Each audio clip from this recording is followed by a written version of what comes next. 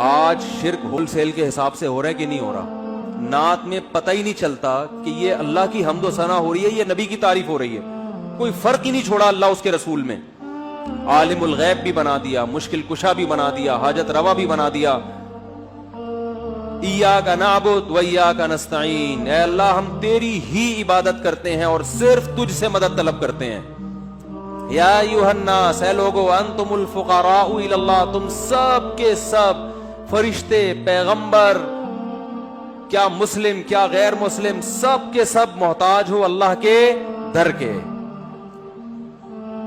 کہتے ہیں اللہ اور بندہ کا فاصلہ بہت ہے، تو مانگنے کے لیے درمیان میں کیا ہونا چاہیے؟ واسطہ. یہ دلیل کہاں سے نکالی آپ؟ ایک صاحب بیان کر رہے تھے کہ جیسے آگ اور پانی میں ڈیفرنٹ بہت ہے، تو جب پانی سے آگ کو گرم کرنا ہوتا ہے تو درمیان میں دیگچی کا واسطہ ہوتا ہے. تو ہمیں اللہ تک پہنچنے کے لیے، یعنی اپنی پکار اللہ تک پہنچانے کے لیے کس کا واسطہ چاہیے؟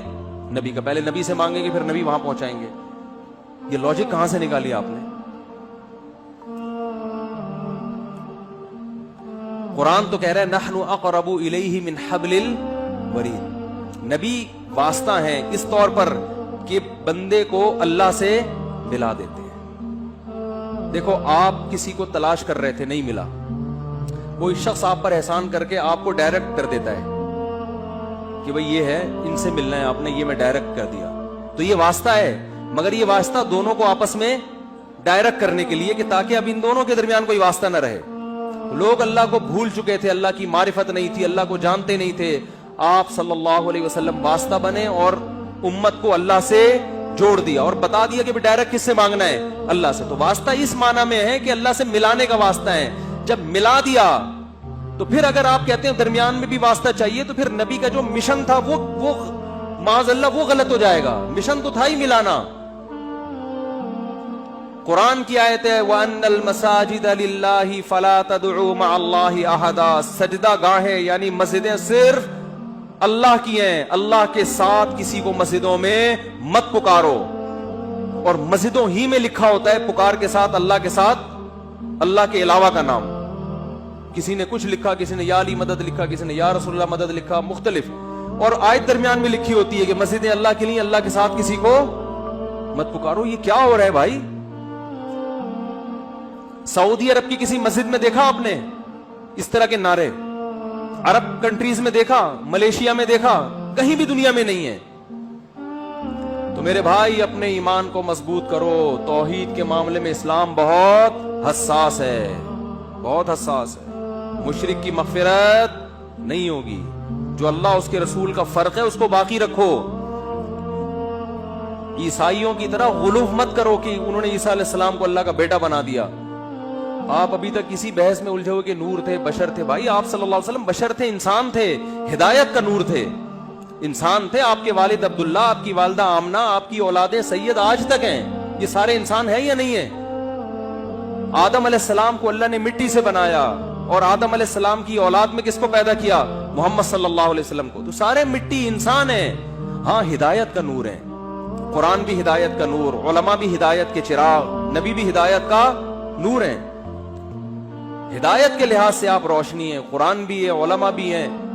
لیکن آپ ماہیت کے لحاظ سے، حقیقت کے لحاظ سے بشر ہیں، انسان ہیں.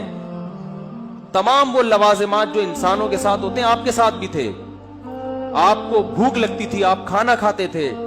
آپ کو نکاح کی ضرورت محسوس ہوئی، آپ نے نکاح کیا. آپ کو اللہ نے اولاد دی اس سے. آپ بیمار ہوتے تھے، علاج کرتے تھے. مشرکین کہتے تھے کہ مالی حاضر رسول یاکل الطعام ویمشی فی الاسواق. یہ کیسا پیغمبر ہے جو کھانا بھی کھاتا ہے اور بازاروں میں خریداری بھی کرتا ہے. سمجھ رہے ہیں نا؟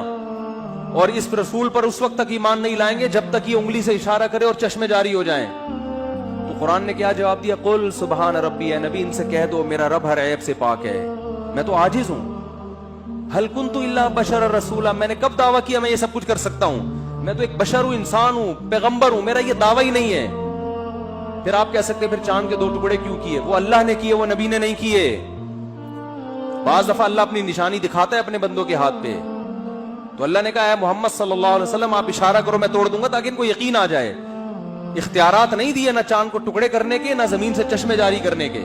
جیسے حضرت موسیٰ کے پاس لاٹھی کو سانپ بنانے کے اختیارات نہیں تھے، لیکن بنتی تھی لاٹھی ان کے ہاتھ میں، سانپ بنتی تھی، اشدہا بنتی تھی، سمندر کے 2 ٹکڑے کرتی تھی. اللہ کرتا تھا، نہ لاٹھی کرتی نہ موسیٰ کا.